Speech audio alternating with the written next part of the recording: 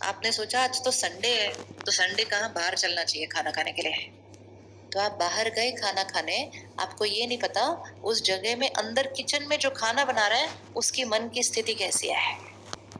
आपने पक्का किया था कि मैं 1 हफ्ता गुस्सा नहीं करने वाली हूँ, लेकिन जो खाना बना रहा है ना अंदर, वो किसी बहुत बड़ी टेंशन में, और अभी अभी उसको डांट पड़ गई थी, तो वो कड़छी कैसे हिला रहा होगा, कड़छी कैसे हिला रहा होगा वो। Energy of the food, energy of the food, वो बनाने वाले की वाइब्रेशन, बनाने वाले के संस्कार, बनाने वाले की एनर्जी फील्ड खाने में मिक्स होकर हमारी प्लेट में आती है। इसीलिए कभी भी जो आपके घर में खाना बनाते हैं उनको कभी भी, उनको कभी भी क्या नहीं करना, उनको कभी भी डांटना नहीं, किचन में जाके मिक्स करके वापस लेके आएंगे डाइनिंग टेबल के ऊपर।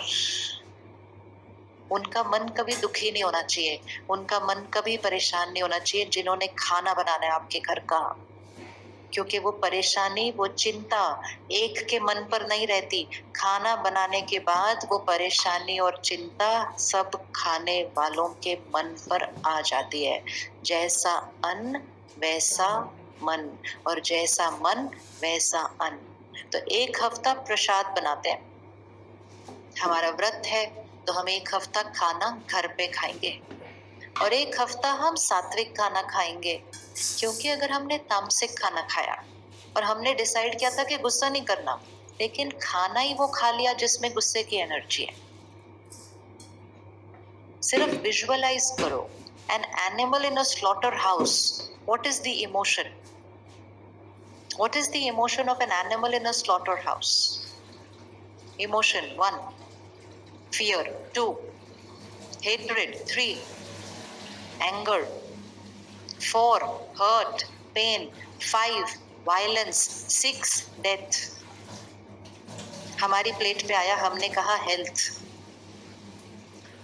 हमने कहा प्रोटीन्स, प्रोटीन्स तो है ही, लेकिन protein with the vibration of anger, hatred, hurt, fear, violence, death, ये खाना खुशी कैसे दे सकता है? और अगर खुश नहीं रह सकते तो हेल्थ बनेगी कैसे? तो we need proteins, but we will eat proteins with peace, purity, power and love and blessings. तो हमें दोनों चीजें मिलेंगी, खुशी भी मिलेगी, सेहत भी मिलेगी। डेथ की एनर्जी कभी खुशी नहीं दे सकती है, डेथ की एनर्जी है उस चीज के अंदर, हिंसा की एनर्जी है उस चीज के अंदर। वो स्लॉटर हाउस में 1 महीना रहा, उस स्लॉटर हाउस में कितनी डेथ्स हुई वो भी एनर्जी है उस घर के अंदर। इट्स लाइक अ शमशान घाट की एनर्जी है हमारे फ्रिज के अंदर। We need to stop and think, think. जब किसी की डेथ होती है हम खाना नहीं बनाते उस दिन घर में, क्योंकि उस दिन उस घर में डेड बॉडी पड़ी होती है, तो खाना नहीं बनता है। और किचन में, फ्रिज में कौन सी बॉडी पड़ी हुई है। And we are saying this is health.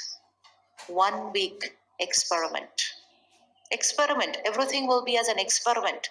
1 week sattvic food, and sattvic food home cooked food।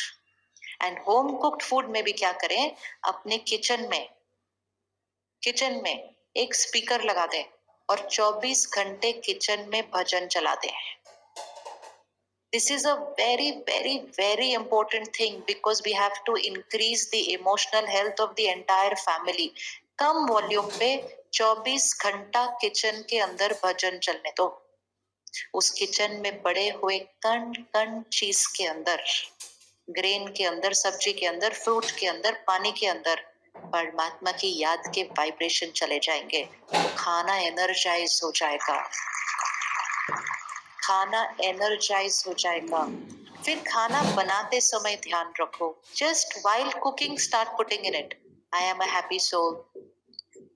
परमात्मा की शक्तियां, परमात्मा की दुआएं इस खाने के कण कण में है। ये खाना नहीं है, ये खाना मेरे परिवार के लिए प्रसाद है। हमारा घर स्वर्ग है, हम सब यूनाइटेड हैं। कड़छी घुमाते जाओ, साथ साथ बोलते जाओ, आपको पता नहीं चलेगा, थोड़े दिन के अंदर घर के रिश्ते बदल जाएंगे। That is the power of the food. It unites people. Food unites people because food is cooked by one family member. फिर खाना खाते समय एक मर्यादा बना लें अपने घर की, ये बहुत इंपॉर्टेंट है। खाना खाते समय टीवी ऑन नहीं होना चाहिए। हो सकता है ना?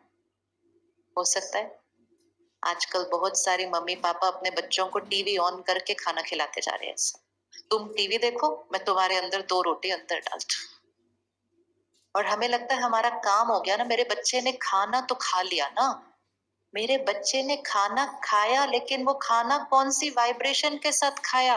वायलेंट वीडियो गेम्स देखते हुए खाया। That food is doing more harm than good.